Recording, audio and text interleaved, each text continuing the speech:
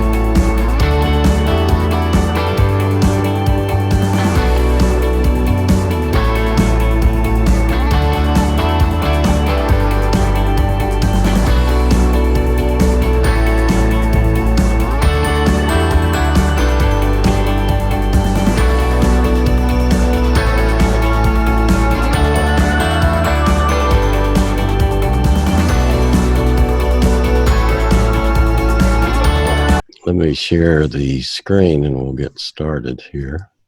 Okay, today's discussion, of course, is on the Awake short film number 7 with Seokjin or Jin. And what I thought I'd do first is, what we're talking about is Awake, if you can see my pointer here. There were 7 short films that came out on the Wings album, and each of the guys did a solo number. And I think probably on the new Map of the Soul 7, each one of them will do a solo number, it looks like. But that's just my guess. But anyway, we have Begin and Lie, Stigma, First Love, Reflection. These were all published before the album came out, the BTS Wings album. And one of the ones was Introduction with Boy Meets Evil came out. And then Skip and Mirtes, you did the interview on Blood, Sweat, and Tears. Yes. If you remember that one. And Right. so this is kind of where we are in the Wings album or Wings era. And for people that aren't too familiar with the BTS, I thought I'd throw this in to introduce the 7 members of BTS. And each of them has a short film. And we're discussing Jin today. But I thought I'd run through just a little profile. For instance, Jungkook, who does the short film #1, Begin, and I put his Myers-Briggs type as an INFP, which is an introverted feeling type. So what that means... Yeah, go ahead. Where did you get these? They these released... Myers? Okay, they released them in 2016 at one of the events. Mm-hmm. They also Perfect. They also they were talking about Jung long before we knew. Yeah, and they were. They also listed their blood type, which I don't know why, but that's I'm still trying to figure that out. I don't know. But anyway, Jungkook is, I think he's the youngest one. Is that right, Mirtes? Yes, he's the youngest. Okay, he's the youngest. He's a filmmaker, and he's kind of a jack of all trades. Anyway, but right. Maybe you should say something about each personality type, though, since that's particularly Jungian. Yeah, okay. So in the extroverted world, he extroverts in the objective world with his intuition. And then his strongest suit is introverted feeling, which is a subjective. Okay, and then we go to Jimin, who is an extroverted feeling type. And so that means his strength is extroverted out in the world. And so it means he is introverted with his intuition. So he gets his intuitive hunches from a subjective realm inside. Right. When we say subjective, you're talking about in the psyche of the individual. Is that right? Yeah, that's good. Yeah, right. Yeah. And let's move over to V, which he's also an extroverted intuitive type. So you've got a mixture here going on, and which means his feeling is intuitive. And then we go to Sugar. Okay, his film is Sugar is the rapper. He's very outspoken. He loves to play basketball. That's all I know about him. But he's also the same as Jungkook. He's an introverted feeling type. Okay, and this means in dealing with other people, the introverted types are people that are more comfortable in a private conversation at a party, whereas the extroverted people are more like people who like to joke around with lots of other people at a party type thing. That would probably be a description of if you could prefer to do that in your particular strength and domain, right, and where you'd like to live most of the time. That's probably true. But in modern life, we have to learn to extrovert, and we develop that secondary function. It just depends on the situation and the culture and the climate, and there's a number of factors here. Sure. But what Dr. Jung said was that we all have this main strength, primary function, and that's what we were built and designed to do. And the worst thing you can do is to try to develop some other function that's not really yours until you develop your prime function. So, and then let's move to RM, which is Kim Namjoon, or Namjoon. He's the leader.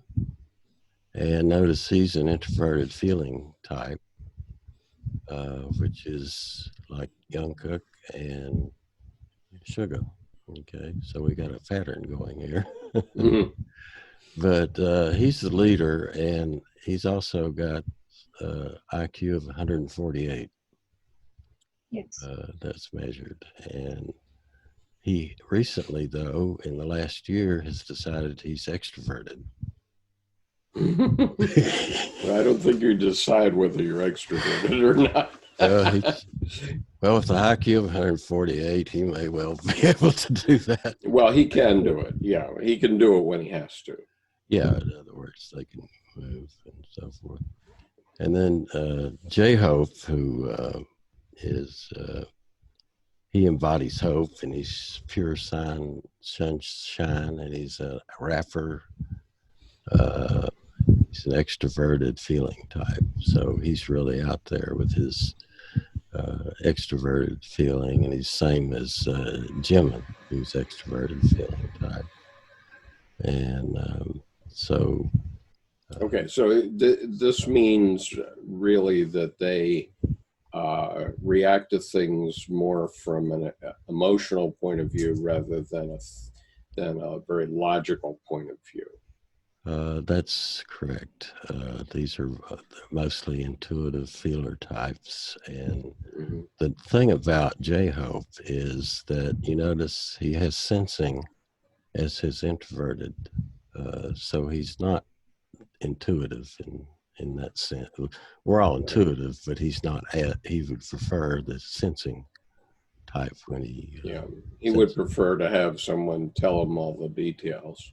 Yeah, Whereas an intuitive person will just assume the details.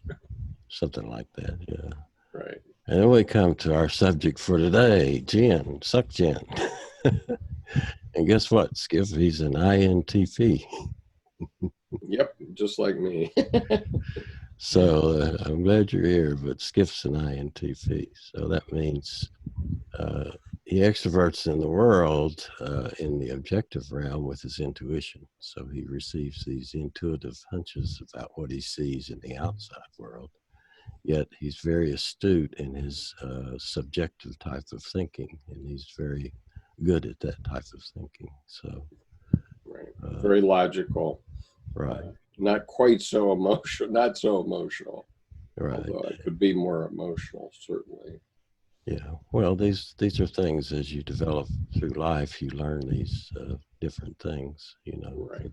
Well, as many of my subscribers have seen, I can get emotional over certain issues, and so I'm probably on the boundary line between thinking and feeling. Yeah, it comes with experience and age and different things. But basically, you've got three extroverts here. You've got Jim and V and J-Hope, who are very comfortable with outgoing, in this way. And the others, there's nothing. They're intuitive. They're feelers. There's a lot of intuition in these types here, as you can see. So the primary goal of that is to see that the hunches and intuitions that they go through, and they can express that through their right. And when they're on stage, because they're intuitive feelers, they can really feel the audience and react to the audience very well, I think. It's one of the features. Yeah, a lot of good actors are that way. As a matter of fact, Jin was trained to be an actor. He was going to be, he wasn't even a dancer or a rapper, and he was just supposedly good looking, and got him in there. So he's,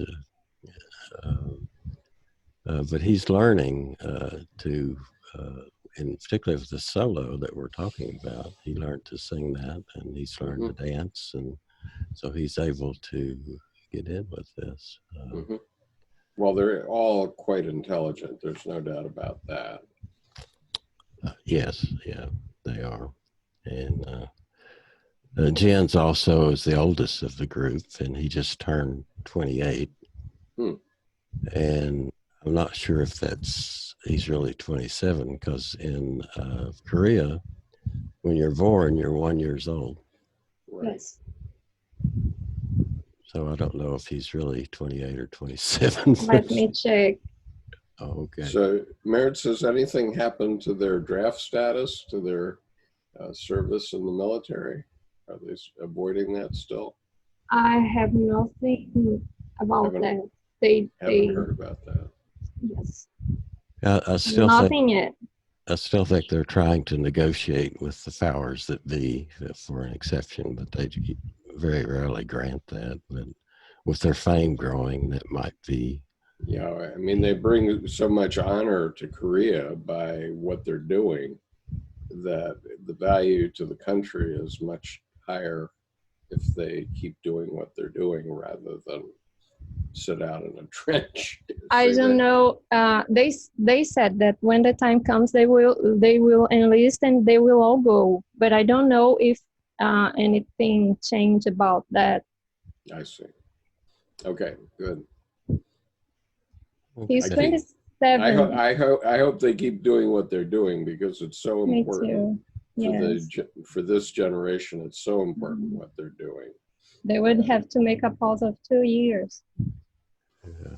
Wow. Yeah. Okay, let's move on with. I think what we'll do is we'll start the video, and music and artists for healing. And when the video starts, you see a blank screen. RM reads a text, and the text is: the bird fights its way out of the egg. The egg is the world. Who would be born must first destroy a world. The bird flies to God. That God's name is ABRAXAS. And this is a direct quote from DEMIAN by Hermann Hesse. And it's from page 93 to 94 of the book. And so if you want to look at the book, this is DEMIAN by Hermann Hesse. I guess it's pronounced Hesse. Do you know if it's Hesse or Hesse? I always heard it as Hesse, but Okay, we'll go with Hesse then. or Hesse. Okay, yeah, Hesse. But it's the story of Emil Sinclair's youth.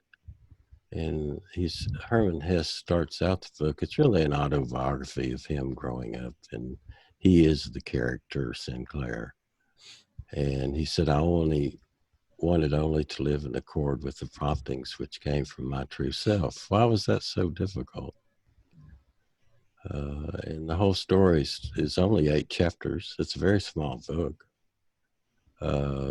It starts with 2 realms of both worlds. It talks about Cain and Abel, if you think of that relationship. And he gets among thieves, and Beatrice is his first love. And what we're talking about today is when the bird fights its way out of the egg. That's the introduction to. I hear a tweet. It's my cat. Oh, the cat tweets? She's meowing. She never does that. Why now? It's all right. I like it. I'm sorry. I like it. No, it's fine. And then Jacob, if you remember Jacob and Esau wrestling back and forth. And then Eva is the mother image. And then at the end of the story, it seems like the end, but it's really the beginning, because it's a transition from his youth into adulthood. And he's really has become individuated, in other words. Have you read this, the book, Mirtes? Yes, I have. In the end of 2018. Yeah, I certainly read it a couple of times. I'm not sure he's individuated at this point. He's matured. He's an adult, but he hasn't. I don't really think that this is the end of individuation. This is just the end of the beginning. Right, right. And if you if you go to Skip's channel, he's got some readings about the stages of individuation, and this is just one of the stages, or that a highlight or point.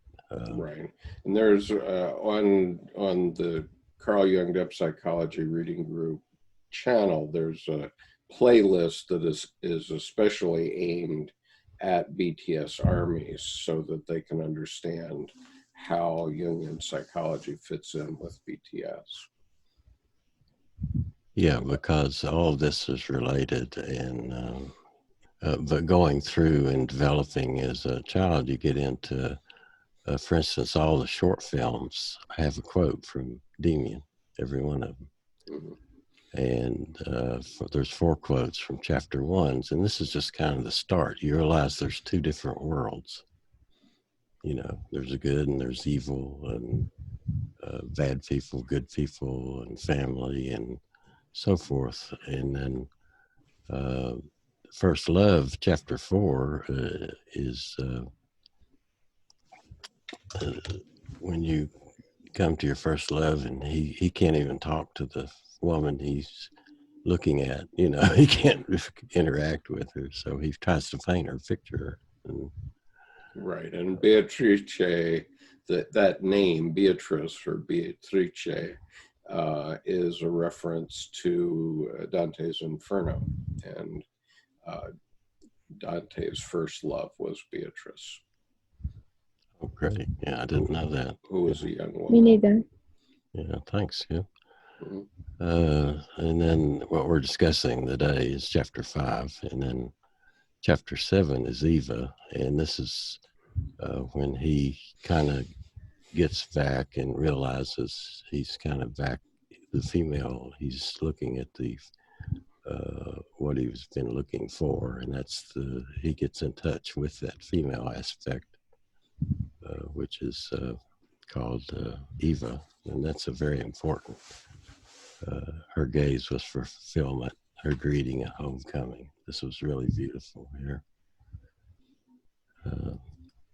The other quote in Boy Meets Evil, you have 2 rounds. This, Hovey started this when the Wings album first came out. This was one of the teasers, I believe. Is that right, Mirtes?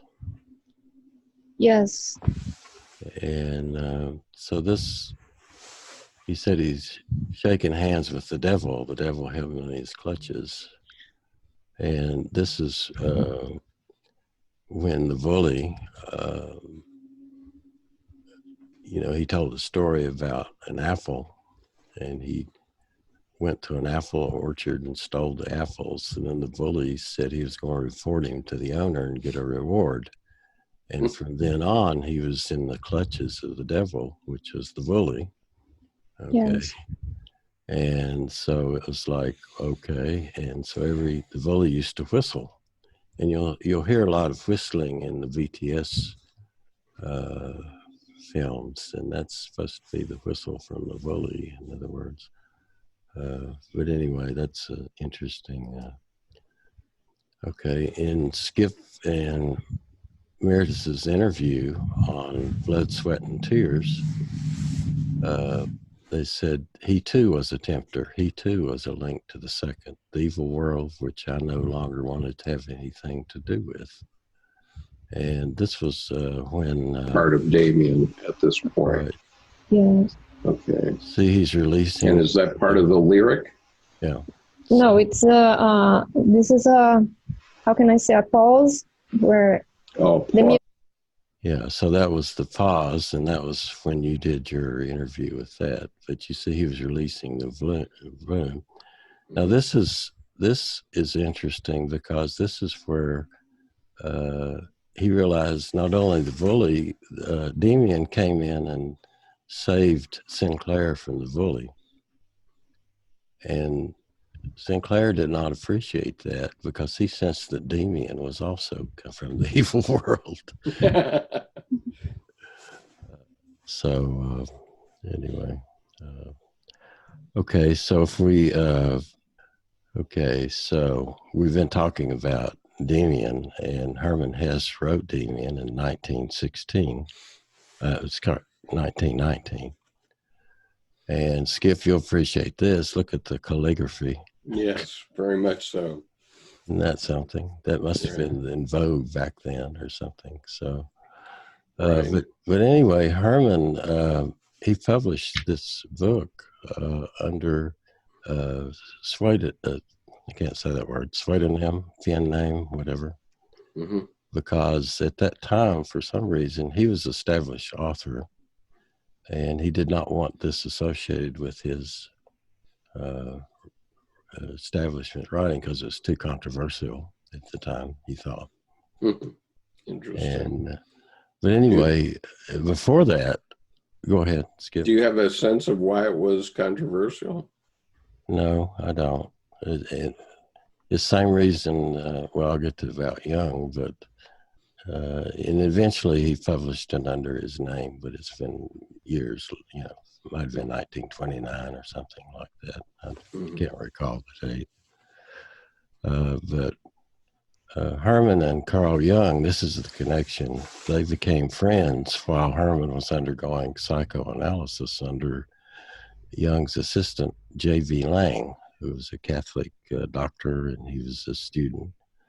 And actually, Lang was the basis of Hesse's character Pistorius in DEMIAN. So you remember the organist, and Right. this was the first mentor in DEMIAN, and Lang was the character actually. So these are like real life characters in because this is Hermann Hesse's kind of autobiography is growing up, you know. And Jung gave Hesse a copy of his 7 Sermons to the Dead that mentions Abraxas. Okay? Right. And that's what we've been talking about, is Abraxas. And Jung also published this under a pseudonym. Under pseudonym, yeah. Pseudonym, Palisades of Alexandria, the city where East and West meet. So Jung didn't even want to do that, but this was a private copy anyway, but he only gave it to certain people that he thought could understand and appreciate this through Jungian psychology. So Yeah. He later said that this was a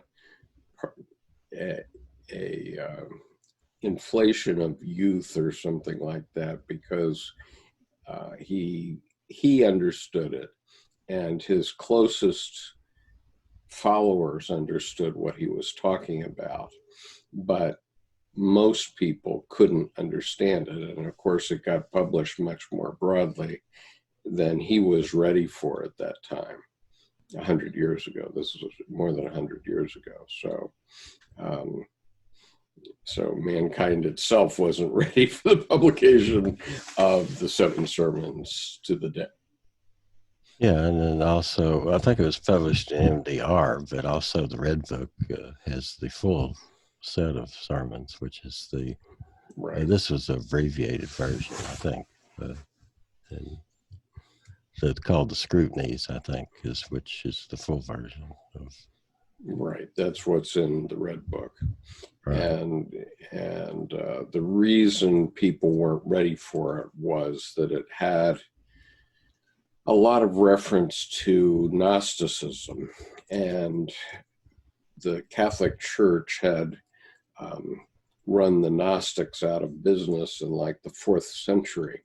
And the basic issue is that between logic and life. Okay, so the word is structure of how you live your life. And so the Catholic Church had developed a structure for Western Europe that they wanted everybody to follow, and they had all these pretty rigid rituals and that sort of thing.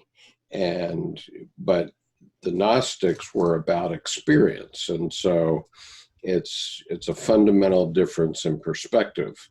And so for a good example would be, you can tell a child that the stove is hot, but they're not going to understand it until they touch a hot stove. Then they know what that means. And so, you know, you can have somebody tell you all the words they want to tell you about how hot a stove is, but until you've touched a hot stove, you don't know what hot means. And so it's a very critical thing now, because as we're in the so-called meaning crisis, even a lot of our leading philosophers don't understand the significance. So we have a professor up at the University of Toronto who's just done 50 videos on awakening from the meaning crisis. And basically what he's done through the whole 50 lectures is he's given the structure, logical structure, cause and effect, but he hasn't talked about the meaning of your life at all. And the problem is that when we're talking about the meaning crisis is about the meaning of your life. It's not about a dictionary definition. You can't go to any number of books and know what your life means, no matter what they say. You have to experience that.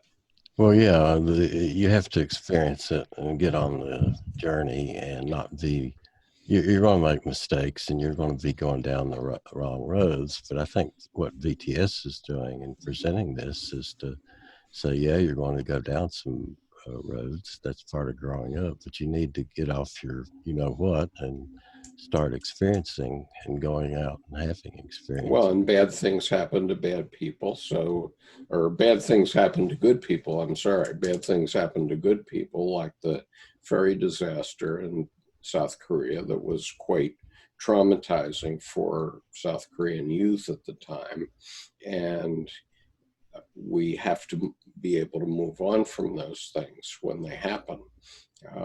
You know, I remember when I was, I think, 12 years old, for the first time I had a friend of mine who was killed in a fire. He was on my Little League baseball team, and he had been the first baseman, and it was quite a loss to lose that young man who was my age at the time, and work through that trauma. I'm not sure I've resolved it yet, but so we have to learn to grow up, and so that's what experience is about, that sort of thing. And so the Gnostics were about experience, and the church wasn't, and so the church ran the Gnostics out of business. And so then we've had to bring back what they taught now. Yeah, so it's kind of like instead of the experience, they just want to follow a certain recommended procedure, you know. Yeah, cookie cutter life. That's fine. You're going to live somebody else's life, then you're not going to live your own life. Yes, and what this whole statement about here is that you struggle and you go through here and you have to get out, but you can't do it unless you're struggling. So if you're just lackadaisical about the whole thing, you'll never get anywhere. And Right. these BTS, I mean, they train like crazy. Sure. They're in Yes. big physical shape, and I mean, they train all the time and they perfect their art, and that's what they're about. And if you can find your passion and find something like that and go for it, I mean, that's what it's about. Right. And you can break free and And to the extent we have society giving you a whole bunch of rules and saying, this is how you have to grow up and this is what you have to be when you grow up. And then we get a lot of nihilists who are young people who don't feel that they want to be what society is telling them to be, whatever it is. And so they're lost. They don't know what to do. And the point is, you have to get a life. Okay, I mean, literally. I mean, we used to have that as sort of a joke concept in the United States. Get a life. It's even in the movie The American President, where Michael Douglas says, "You got to get a life, man." When his aide comes in at 5 o'clock in the morning, and so he was saying, you know, don't come in on me at 5 o'clock in the morning. Go have your own life. But so the point about get a life is you have to get a life. You have to go out and experience things. And when you're 18 or 20 or 22, all you've done is learn how to solve some problems. But we're problem solving creatures, and we have to solve problems every single day. And so you can't think that you've finished university and therefore everything's going to be hunky-dory after that. And so we see the young man here with the black wings around him, and he's sort of confused because he doesn't know what it all means yet. And what it means is education is preparing you to solve a lot of problems, but then you're going to have to go out and be a problem-solving creature for the rest of your life, because you're going to have to solve problems every day. That's what mature creatures do. Yeah, one of the keys here is Sinclair searched for ABRAXAS, and he said we may conceive of the name as that of a godhead whose symbolic task is uniting both, you know, the godly and devilish elements. So ABRAXAS, here's a stone that was, or a ring or something, but it looks like he has a bird's head and snake's feet, and he's sitting over. He represents both of these symbols, and actually Carl Jung had a variation. He wore an ABRAXAS ring, but it was a Christian ABRAXAS ring, so it's not quite this design, but it would remind him each day of what it was about. So it was kind of like, you know, what do you call that? Something to remind you each day of something. Well, you have to have a touch of evil in you. Okay. Yeah. There's a terrific scene from the movie The Godfather, where finally at the end of the first Godfather movie, Kay goes and asks, Michael Al Pacino, you know, are you a gangster? And he had told her she could never ask him about his business. And so he said, okay, this one time I'll let you ask me about my business. And so she asked him about his business, are you a gangster? And he said, no. And then he goes in with the men and closes the door. And of course, they were all about being gangsters. And so he lied to his wife, but, you know, sometimes you have to, you know, I mean, a simple way to talk about it in everybody's life is, you know, if your wife or your girlfriend goes and gets a new hairdo and she comes back and says, how do you like it? No matter what you think about it, you have to say you love it. Okay? Because if you don't, you're going to have hell on earth. Yeah, even if you don't. You're yeah, right. even if you don't. And I just remember once my first wife came home with a hairdo that she was very pleased with, and I was sort of lukewarm about it. And oh my gosh, did I ever hear about that? So you know, sometimes you have to do that to maintain the peace, and you have to have enough maturity to know when it's appropriate and when it isn't, and how much. Right. Yeah, if you know, if people are interested, you know, we're fortunate to have the internet these days, and so I mean, I'd encourage, I mean, we can't make a video on discussing ABRAXAS or a lot of these things, but just go to the internet and look it up, and you can see histories and all sorts of information on it. So Before we move on, I would like to hear what you have to say, because the name of the new album is Map of the Soul 7. And I want to know about the number 7 and the connection with the ABRAXAS and with the 7 sermons and what. Well, that's a very complicated question, Mirtes. Do you want to take it first, Jerome? Go ahead. Well, the 7 is a key number here. The 7 planets, and actually ABRAXAS was. There's stories about him. He's like 365 days of the year rotating through, and there's 7 planets, and there's the number 7 is very significant. Well, the number 7 is a number that is a prime number, and it's a number that appears very heavily in alchemy, because if you have to remember that the next number from 3 is 4. If you add 3 and 4 together, you get 7, and so that number becomes significant in alchemy and how everything develops. And so numerology is a whole area of knowledge, and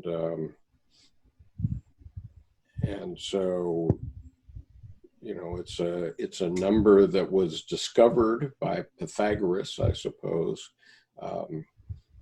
about 500 years before Christ, and it doesn't change.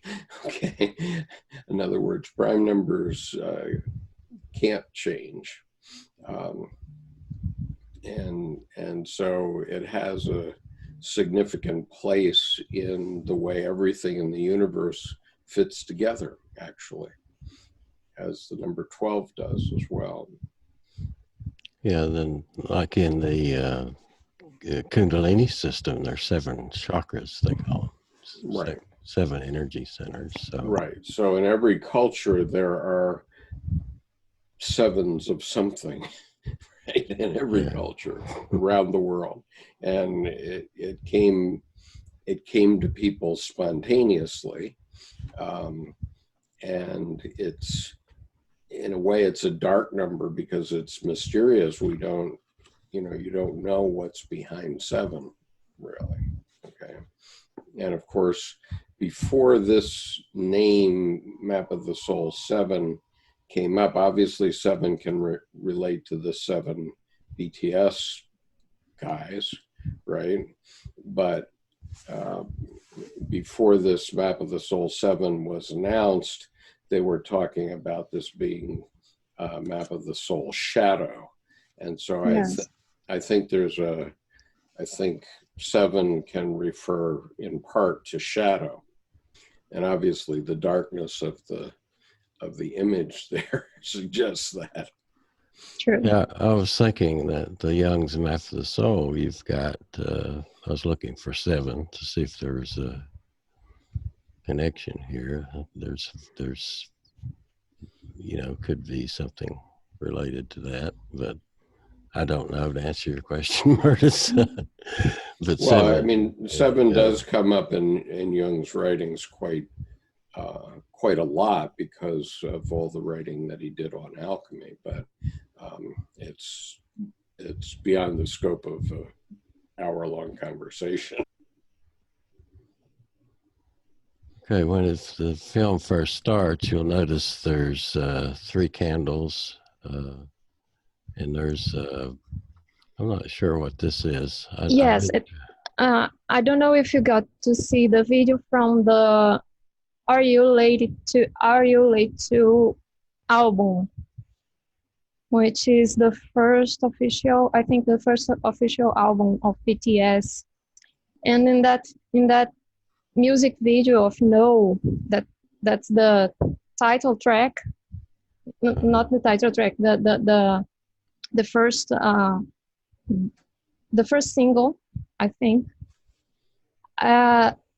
There is a classroom where the boys are, it is a white classroom, and the boys are all sitting in their desks and dressed in black, and with with their facial expressions are the same, like, I don't know how to say in English, catatonic expression. Mm-hmm. And there is the teacher. The teacher is dressed in white, and there are soldiers dressed in white in this classroom. Mm. And this teacher has a painting in his eyes, a red painting, like an Indian figure, like not Indian from India, but from like native Brazilians, Native Americans painting. And this teacher puts over the table of each of the boys a red pill, and it's a reference to the film The Matrix. Oh, In the Matrix, Neo has two options: has the blue pill and the red pill. Right. In the BTS music video, it's only the red pill that the boys have to take. And this bottle is filled with red pills. That's what I couldn't think if it was a drink or it was Phil's. It looks, if you look real close, it looks like Phil's. So that's Phil. Yes, and there is a photo shoot where Jin is holding this bottle with the red pills, like he's taking the pill and ready to eat. And this is from 2014 or 2015. This reference there in the table, yes. And the idea of the apple there is the poison apple or the poison pill, because if you take only the red pill, then you're not going to see both sides of life, right? Yes, and the apple makes reference to the short film Lie, Jimin's short film. Mm-hmm. The candles has the fire that is related to the character of Min Yoongi, Suga. Mm-hmm. And I think you'll notice that Jin is with the hearing device in his ear. It is from the beginning of BTS too. A reference to George Orwell, to the idea of the Big Brother, that there is someone listening to them. One other thing I would observe here is that there's the three candles and then the red pills, the bottle of the red pills, right? Yes. And so that is a reference to what's called the axiom of Maria in Jungian psychology and in alchemy. Maria Prophetessa was an alchemist of the 3rd century, I think. And she had a mathematical axiom. So this can be a reference to the Trinity, of course. There's a lot of Christians in Korea. Yes. But Dr. Jung's point was that the Trinity is fundamentally unstable because it omits the shadow, okay, and these are different dimensions now, but it also omits the feminine. And so if you only have the three, the Father, Son, and Holy Ghost, then you haven't talked about, you haven't incorporated into your life the shadow part. The part where Al Pacino says to his wife, "No, I'm not involved in organized crime," right? And that's the shadow. And but the axiom of Maria, very simply, is 1 becomes 2, 2 becomes 3, and 3 becomes 4, which is the 1. All right, and so what that means is you can think of it in terms of a family. First you have either a father or a mother, and then they get together and you have a couple, and then the couple, the symbol of their union is the baby, which is a symbol of their union, and then that becomes a 4th thing in a different dimension, which is the family. And so, and then once you have that new dimension, you have a 1 again. And so the 1 then is the family, and then the family then divides again.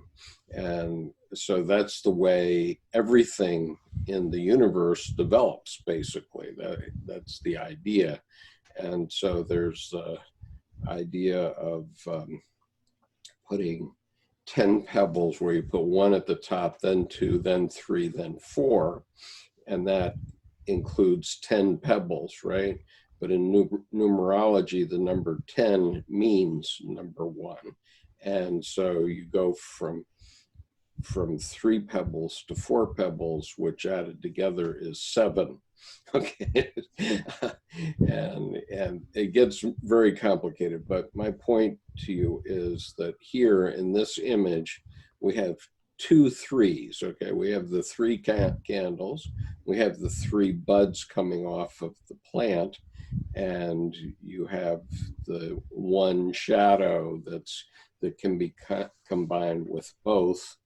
And there's a reference to a poison apple, which is that, you know, if you're going to be one-sided, you might as well be nihilist, I guess.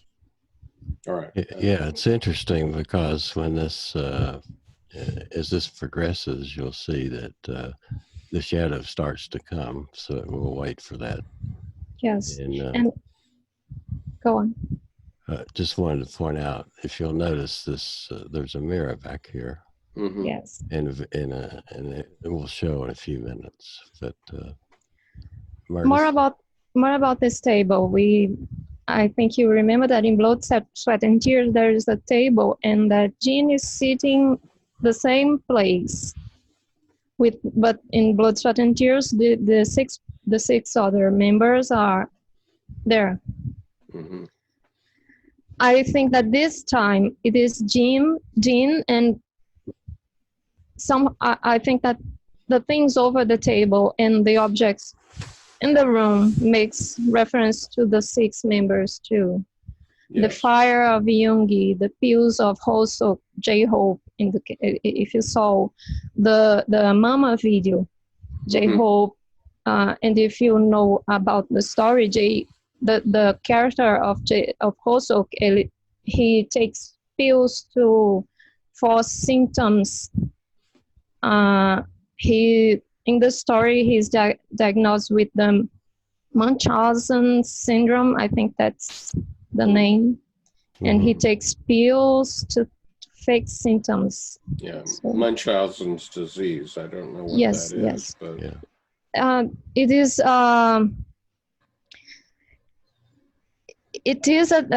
is a disease because the person can be killed by the means the person uses to provoke the real symptoms. This is I'm not a psychiatrist. I'm not sure if what I'm saying is completely correct, but it can damage our health if we take pills or provoke symptoms, real symptoms. Well, so we get people's attention and people believe that we are sick, real sick. Right, and so we have in Jungian psychology a preference away from taking medication for mental health. And you know, obviously, if you take pills, and it can help you if you're under the supervision of a professional, but it can also get out of hand, and it can get out of hand no matter how smart you are, because we have this psychologist, Jordan Peterson, who's become very famous around the world, but he himself had depression, and so he started to take pills, and presumably he thought he could control his symptoms and situation, and he found himself addicted and had to check himself into a detox center. And so you know, just anybody can get addicted to pills, and so we have to be very careful about that. Yeah. You can't, you know, you're not going to find happiness just through a pill. You have to find it through a lifetime. Yeah. And about the mirror that Jerome is about to talk about is a reference to the character of RM, Kim Namjoon. Mm-hmm. Right, we'll get to that. Go ahead. Yeah, let's. He's contemplating the apple here, and he's giving it a sniff. I'm not sure what he's trying to. Is he trying to decide to eat it or not eat it? That's kind of like a decision point. Well, it's just symbolic for the fact that you need to have both the idea of the apple plus the instinctual response to the apple, I suppose. Mirtes, do you know if the apple is related to one of the other BTS members? To Jimin, the music video of Lie, the short film Lie, the apple appears. Yeah, and It's connected to Jimin. And he's the one that was in the hospital most of the time, right? And yes. Did he take the pills too? I don't know. I don't remember. The pills I always relate to J-Hope, Jehoseok.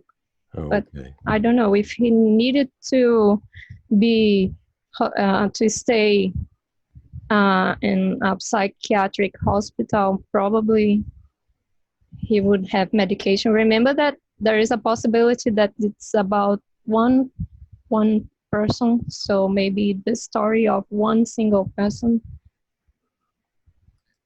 Yeah. I don't know. Mm-hmm. Well, anyway, he's about to make a decision, so he drops the apple to the floor. Yes. And In many music videos of BTS, Jin is recording with a video camera, or he's photographing. He's always with a camera. This from the beginning. He's always with a camera. So Jin kind of is always observing, it looks like, Yes. and photographing, and he's kind of, I would say, behind the scenes a little bit by doing that. So he's taking the time to do that and recording these memories through photographs. And it's interesting, Skip, do you remember the old Polaroid cameras, land cameras? Yes, sure.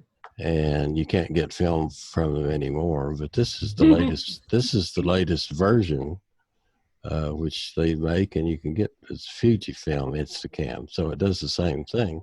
Mm-hmm. It's the same idea, but you know, I remember Polaroids were about the only thing you could do for instant camera work way back when.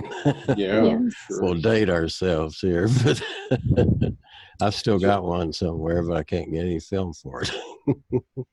So here's an interesting definition of Munchausen syndrome.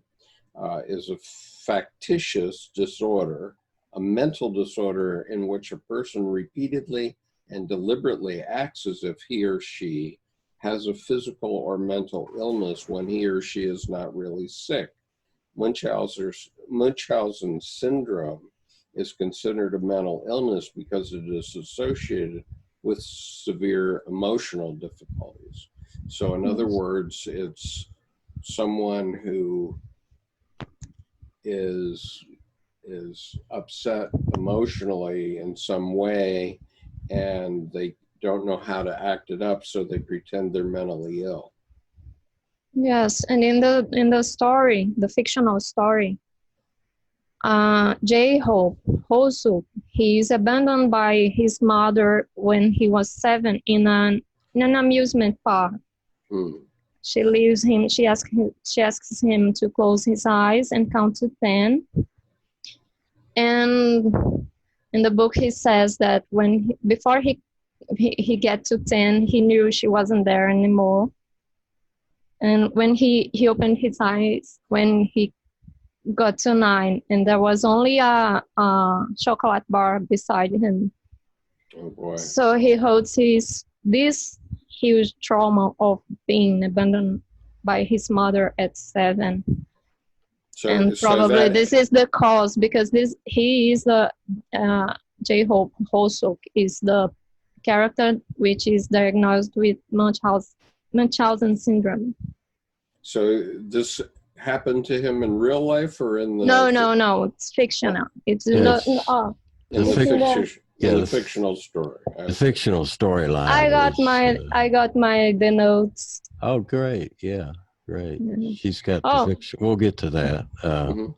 Yes. Well, it's interesting that J-Hope starred in Wing's short film number 6, which is Mama, where he reunites with the mother, Eva. So it's to see the storylines follows along if you can kind of weave in what's going on. Okay, we go back to the 3 candles and the lilies, and what's happening here is he takes a picture and he looks over, and I'm not sure what he's looking at there. Do you have any idea what that? It looks like like one of those sun. I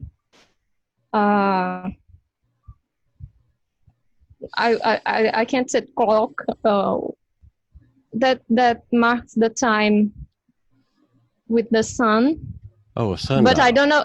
Yes, but I don't know why is it indoors. But looks like that. Maybe other thing, but it looks like that. Yeah, it is kind of blurry, so I didn't know. Yeah.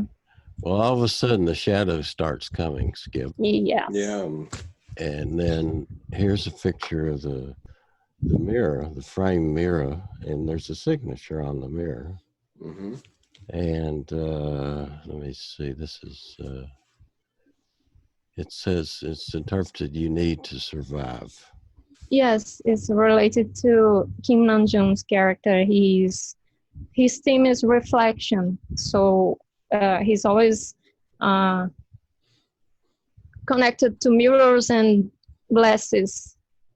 Glasses. He always writes with his finger in windows. This phrase, "You need to survive," and this is a reference to him. Right, and of course that's one of the 2 fundamental things that all of your ancestors have ever done, which is going all the way back to the beginning of life on Earth. Every one of your ancestors before you has survived up until you. And they survived at least long enough to reproduce. So there's 2 things that you have to do in life, in theory, or you're instinctually going to do. One of the 2 things is survive, and so you need to survive, and then Mother Nature normally gets you to reproduce as well. It's kind of a mantra that he's writing on these glass and mirrors and so forth. So again, he's putting it out there. Then all of a sudden the shadow is starting to come over and engulf everyone. So, and so it fades to black. And I think about this. He looks at the camera. It's like cinema technique that Woody Allen used a lot, that facing the 4th wall.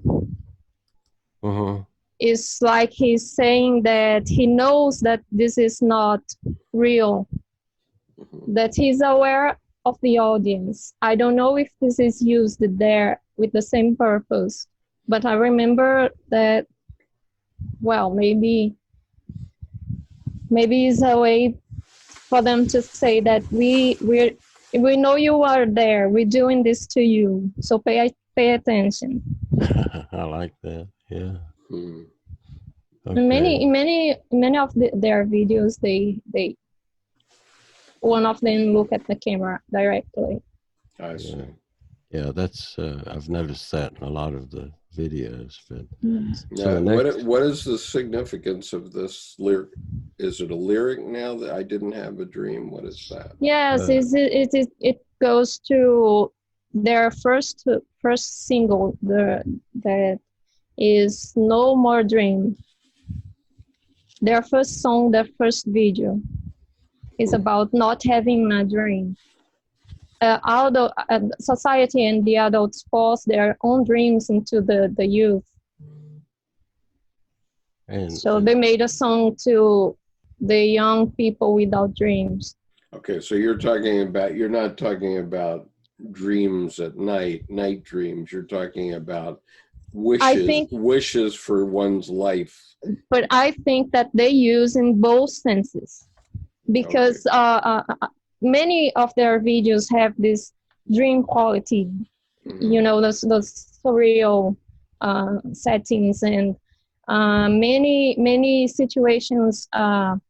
The settings are different, but the situation is the same. We always have a couch. We always have a central door. We always have Jin looking through a window. Situations repeat. There is always the bed. Situations repeat, but the colors are different. The moods are different. It's like they are always going back to the same place, but with a different feeling, like a different, I don't know. Because all of our lives are different, right?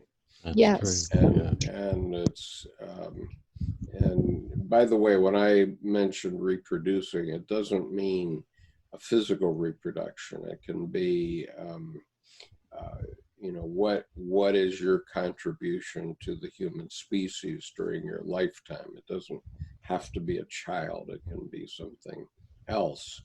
And yes.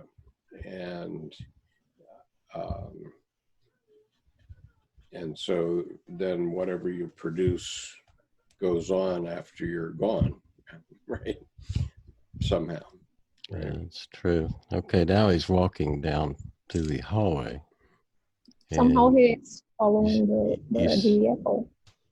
Yeah, and you see a slit in the door, which I always like the idea, you know, you see a slit and it's, you try to see what's in the door, a crack, different things. I like, that's my significance here. And also if in V or Taehung's symbol, it shows a sphere with a crack in it. So it's like yes. a little light coming out or something. Anyway. So anyway, he opens the door and, okay, so we have the same scene. You've got a female on the left and a male figure on the right. You have, here's a picture of the mother and child over here. Yeah. And so you have all these symbols. The bed looks like a hostile bed. Yes.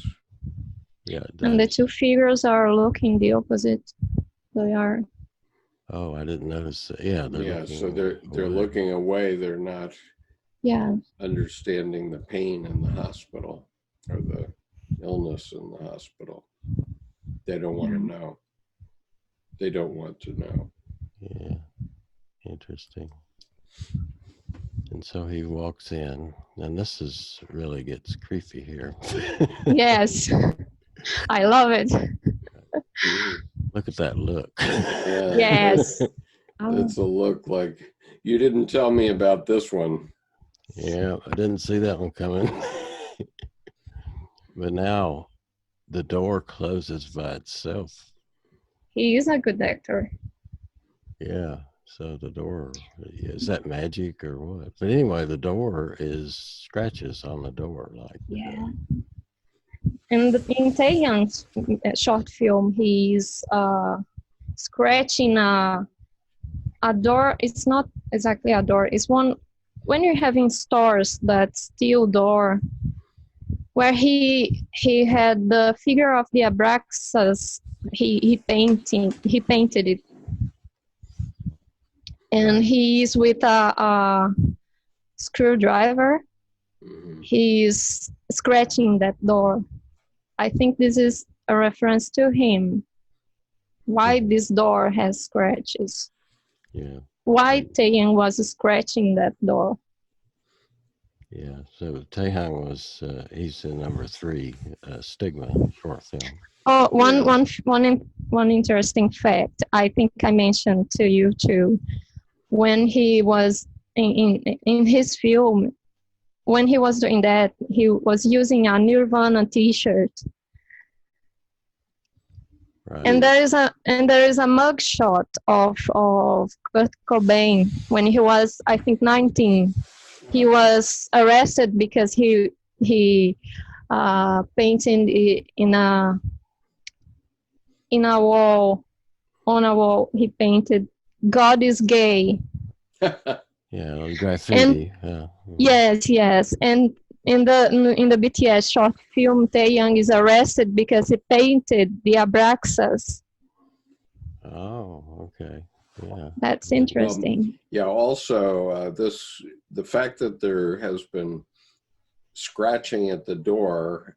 If you go back to the idea of the look back, so whoever has been scratching at this door wants to get in the door, but once he gets in the door, he says, "Oh my God, I'm in front of a hospital bed," and the adults are looking away at it, and it just reminds me of a famous Rumi quote. Rumi is the Sufi mystic from about 700 years ago, and he says, "There's knocking at the door. The door opens. I've been knocking from within." Yeah, that's beautiful. Yeah. And so you're scratching at a door thinking you want to go in, and then once you get in there, you go, "Oh my God, I didn't know this is what I was going to find." Yeah. And what do these symbols mean? And now here he's playing with a lighter. And the lighter that is always in Mini Young's hand. In the video of "I Need You," and in the "Save Me." Did you read "Save Me," Jerome? You're right. The webtoon. You're right. That's how Yoongi tries to kill himself. He's in a hotel bedroom, and he sets it on fire with a big lighter. And this lighter appears in Jin's hand in many videos. I think in 3 or 4 videos. The same scene. He's sitting on a bed, and he lights it. And then there is another one where it is the same scene. He takes 6 lily petals, puts on the ground, as we are going to see in this one, and sets them on fire. I don't remember exactly what video it is. I think it is in the beginning of the Euphoria video. Now he takes the 6 petals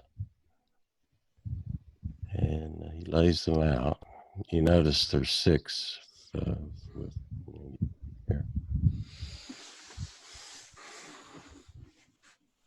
And you remember in the VCR of the Melon Music video that the lighter is using Namjoon's hand now. This is the first time.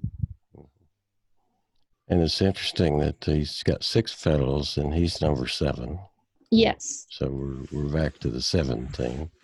Yeah. And then he burns the petals, and I'm not sure what's the significance of that.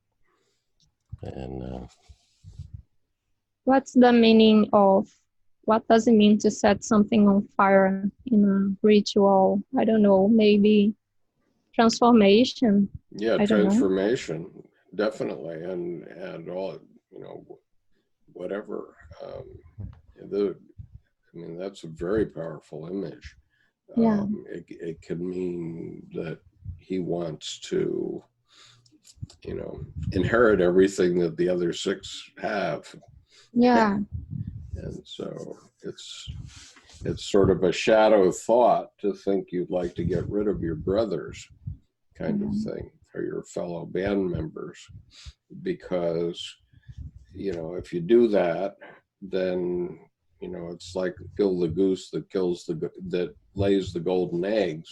You know, the band itself, as an international phenomenon, is making all kinds of money and making all kinds of golden eggs. But if something happened to the band in any way, not all six necessarily, but even if one left or two left, it would destroy that global phenom, and it would have to be built up again.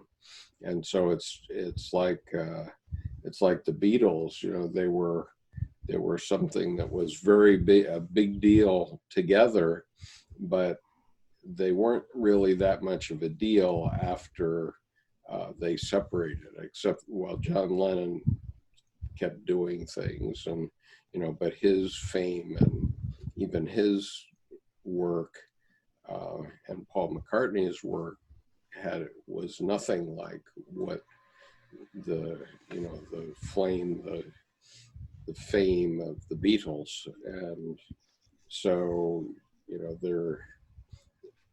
the team has to stay together, and it's a shadow side thought to think, okay, I'm going to get rid of these guys and just be myself. I don't need the group. But I think that in this case, in this short films and in the story in the book, I remember the last Wednesday when we were reading that part of Edinger's when he talks about active imagination, and he talks about seeing it as a theater where you have your the characters, and that you have to enter the play, you have to be part of it. Right. And I maybe I'm getting ahead of what we were going to discuss today, but I see this as a process, as an active imagination and dream work in progress. Yes. And maybe the six boys in the story, the other six members, are parts of Jin. Are, I don't know, maybe aspects of him, or sub-personalities, or... They certainly are that. They certainly are that. But this symbol of destroying them, especially if they're a symbol of parts of him, the idea that he's destroying those parts of him, my goodness. Yeah. Yeah, that's scary, actually. Yeah. Boy, this video image, though, is quite amazing, with all the swooshes off the fire and everything, and the blue flame. And there's more. Yeah, okay, go on. Let's... and there is another video of BTS. I don't remember if it is in I Need You, or if it is in Euphoria, where... No, it is in I Need You, where Jin appears wearing the similar clothes that he's wearing there, and he is a dark room. He is close to a wall, and there is a projection, like a movie theater projection in the side of his heart, with a lily flower with 6 petals open in projected in his shirt, the side of his heart. Mm-hmm. So after he burns the petals, and he lays down on the bed, and the room starts going around. But I thought I'd point out, here's the painting that he keeps. You remember in DEMIAN, and Yes. he keeps trying to paint a picture of his girlfriend Beatrice, and it ends up looking like himself, and then it ends up looking like DEMIAN, Yes. and then it ends up looking like Eva. So, and this painting, Jungkook, in Begin, he's painting it, and I think that is kind of a junction of all the boys' faces. I think that this picture is them all. So that's interesting, yeah. So it's a kind of like in DEMIAN, that it's Beatrice, and it's him, and it's DEMIAN, and it's Eva when he meets Eva later. Yeah. And it's actually all, from a Jungian standpoint, these are all aspects of yourself. Yes. And you're merging in, and you end up eventually as an integrated, to some extent. We never can be fully integrated, in my opinion. And there's also the picture of the mother and child with Eva. And then there's the piano, which is related to Jung. Sugar's piano. And then here's a locked chest with a chain on it. Yes, this locked chest, it appears in the VCR of BTS Begins in 2015 or 14, I'm not sure.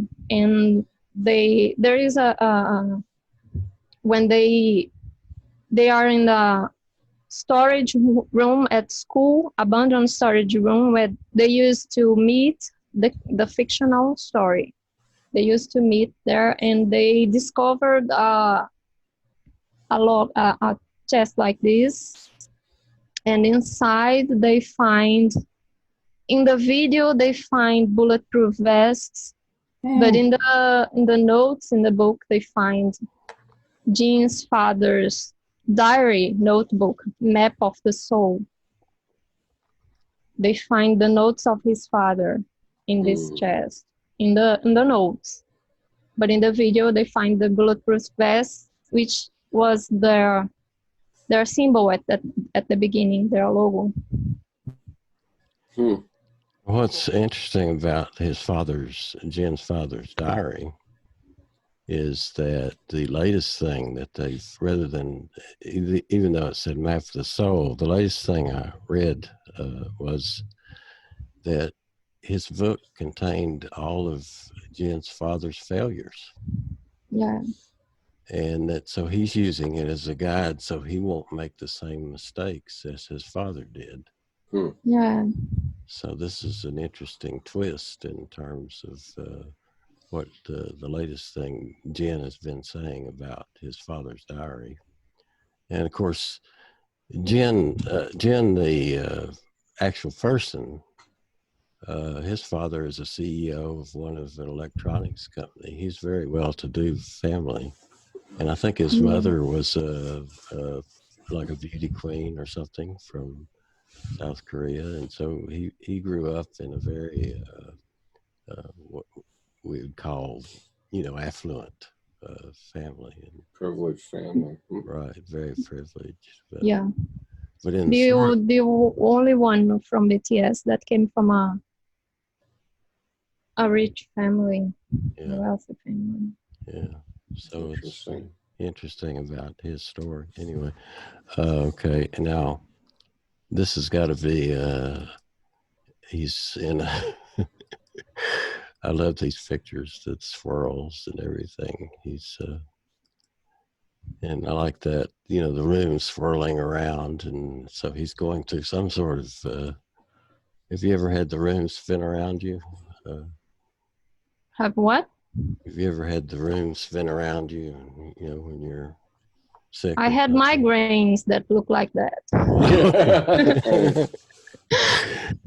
Here he's almost in the fetal position, you know, and he's really going up. And this one I really love is in his eyeball. He's looking out the window, and here's the bird flying.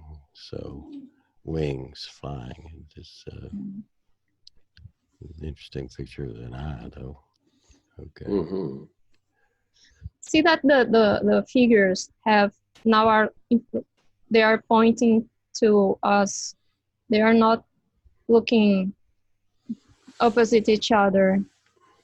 The statues beside the bed, they moved. They moved them. Well, there's one turn still. The male one is turned back. I can't see because we are. Well, they're on the opposite side because the female. Well, no, this is the female. The male one, I can't see. Did it turn too? Yeah, it's no. This one looks like it did not turn. Only the female, only the female figure. Anyway, this what Jin's doing right now in this next thing. He's always going to a curtain and he's doing this. Yes. Throughout all the videos, he always goes to this curtain. His latest teaser for 7, he did the same thing. They show him in a thing. He looks, and this is what he does. He opens the curtains and he looks out, and this is the theme. I'm not sure what it is, but well, looking out into life, trying to understand. I mean, throughout this, I have the impression that he's still sort of befuddled by everything that's happening. I mean, just think when you're a young person, there's so many things being thrown at you. It's hard to sort out, you know, what you're supposed to do in life and what's just training and what's your mission kind of thing in life. And so this fellow really, at this point, really looks like he's sort of confused about what he might want to do in life. Or he could be like, I mean, he is introverted. He could be like, from the inside, he wants to go look at the outside. Yeah, he wants to, but he's protected by the window. And certainly all of us, when we're growing up, you know, we want to be separate from the family and have our own life, but then, you know, it's awful nice to have mom make dinner every night type thing, you know? Have a place to sleep and so on. That's exactly true. Now this next scene is, now this one I go with, he touches the mirror and all of a sudden it ripples. Yes. I love this thing. It reminds me of the Matrix when Neo touches the mirror, you know, and then of course it grabs him and stuff. But I mean, but of course he's still in a dream state here, I would assume. And then he hears a big noise, like a big bang. Yes. And he's startled and he turns. Oh, we cried and laughed a lot, but it was so beautiful. Okay, it's from the most beautiful moment in life. So, okay, so the notes came out, which documents all of the notes that have been written about all the albums up until not Persona, but before Persona. Not all the albums, but some. I think from the most beautiful moment in life, they started to release notes. So these notes are like journal notes or what? Yes. I thought it was a diary, a journal. Yeah. But when I heard about the map of the soul, I thought maybe this is someone's dreams or active imagination notes. Maybe this is a red book. But it's a progression of the storyline, the fictional storyline. Right. and it's Yes. by dates, and it's by what each member said on those dates, and so it progresses all the way up. As you said, it's not persona, but then I think Mirtes sent us an update on the notes from persona. Yes. Skip, Which, you bought the albums, right? Yes. Four yeah. versions. Yeah. If Yeah. did you see that there is there are small books inside them in Korean? No, I didn't, because I kept my four albums in pristine condition. So I know. Yeah. So I did not open them. Yeah. I sent you the translation of the notes from Persona, but this Yes. book covers the notes until before Persona. I see. And together with this book, as a pre-order gift, they gave Army a notebook, a blank notebook. Mm. Why would they do that? They're telling you to keep a journal. They want you Yes. to keep a journal, your own red book. Yes, Yeah. yes, I thought about that, maybe. Yeah. Why a blank notebook? Yeah. Well, just for that reason, that Dr. Jung, Dr. Jung was very adamant that you should be creative in your lifetime and keep track of what's happening in your life in some way. And so he demonstrated that in many ways. He demonstrated it by building a house. He demonstrated it by doing stonemasonry. He demonstrated it by doing the red book, which you see behind me. And by doing many paintings and so on. And it, it means your life is significant, and when you're gone, this is going to represent you and represent what you are in life. And so, I mean, even these videos, even these interviews, Mirtes, are representing all three of us in the future. So I have a granddaughter who's now 4 days old, or 3 days old. She's 3 days old, and I'm 73 years old. So by the time she's old enough to know anything about me, I may not be here anymore. And or to have an adult view on who I am and was. And so one of the big things that I have done is build up my YouTube channel in such a way that I have messages for all of my grandchildren that I'm leaving behind for them, because I can't sit with each one of them and tell them all the things that I think are important. And so, this is my way of doing it. Yeah, so you could do it with memory sticks nowadays. So they should include a memory stick with your notepads. Right. Yeah. But anyway, the idea is to create, you can also use to write dreams, so like a journal if you want to. Right. There's all sorts of uses, but as Skip said, is for different generations, you don't have to be famous anymore to document and give people a gist of what you're like in your life and describe some of your experiences through that. And what was important to you. And then, because, oh my God. Well, it's kind of like Jin's father's notebook that he found. Yeah. So he's able to gather from that, maybe not make the same mistakes he did, or maybe make a model after something he did, Right. Anyway, I thought I'd mention the webtoon drama, which is, the webtoon is available on, is it the Amino app, BTS? No, it's available in the webtoon app. Oh, okay. It's I think it's Korean platform for what? How do I say? Comics. Anime. maybe? No.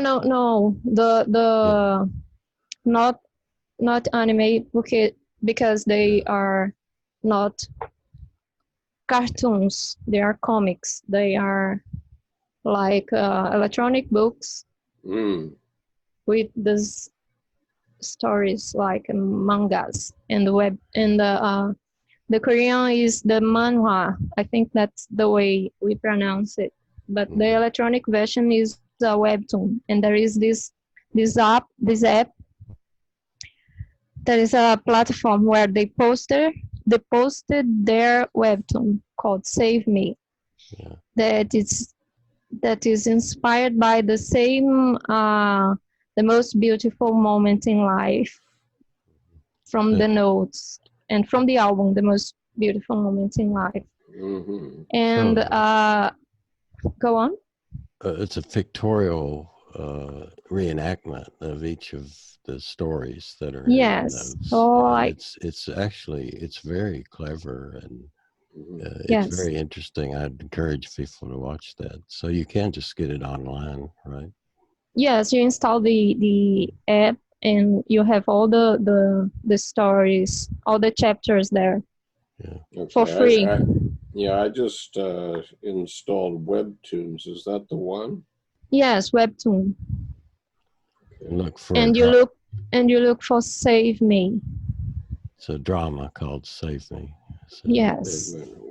And about that time the webtoon was released, I remember that people were trying to understand what kind of story they were telling. We knew about the fictional story, but we didn't know exactly what it was about. We only had the videos, some random notes, and when I started from Fake Love, I knew that there was I knew BTS through Fake Love. So I'm baby ARMY. I'm ARMY since 1918. So the first video I saw was Fake Love. 2018. Oh yes, 1918. I'm not that old. Not quite. I'm sorry. And from the moment I saw Fake Love, I knew that there was something different. That their facial expressions, that the movements, the dance moves looked like something related to mental health issues. But I only had seen that video. Then after getting to know more about the BTS and the fandom, I heard that they were telling a story through the videos. And I started to watch the video to try to see what I could get. And I thought, well, this is about mental health. But there were other people that thought about time travel. And they believe that the story was all about time travel. Made sense. I'm a Doctor Who fan. I love everything about time travel, from Somewhere in Time to the Terminator. But I didn't think it was all about time travel. And when Save Me came out, I thought that these time travels that really they were there, that maybe they weren't real, maybe they were dreams, like in the notes that right. When someone make a mistake and gets obsessed about, if I had done different, if I did different, if I didn't say that, if I had said something different, maybe this bad thing didn't happen. Look to me something like someone obsessed with that, with atonement, trying to correct something, that correct the mistakes from the past. They're dealing with his regret. Someone who feels guilty for something. And in the beginning of, in the first, I think in the first or the second episode of Save Me, Jin is reading a red book. And I thought that maybe this was another reference to Jung. Yeah, maybe this is a reinforcement that this is about someone going through analysis.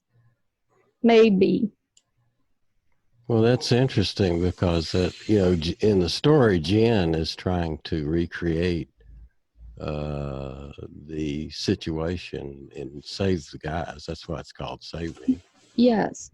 Because he felt that if he could change the situation and not have done this or done that, you know, and it is kind of the same thing as therapy, you know. Yes, I thought about that. That's a very good observation, really. Right, but you're not hitting yourself over the head with it. You're actually, it's I mean, there's nobody in analysis in these videos, right?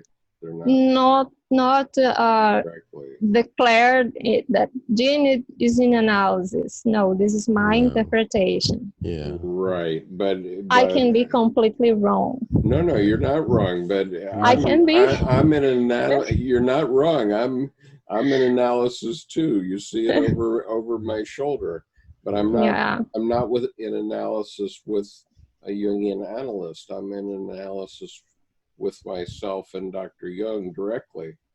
He's my analyst. So. And so the story reminded me of the Time Traveler movie. I don't know if you've seen The Time Machine. Yes. I saw the old one long ago. Well, the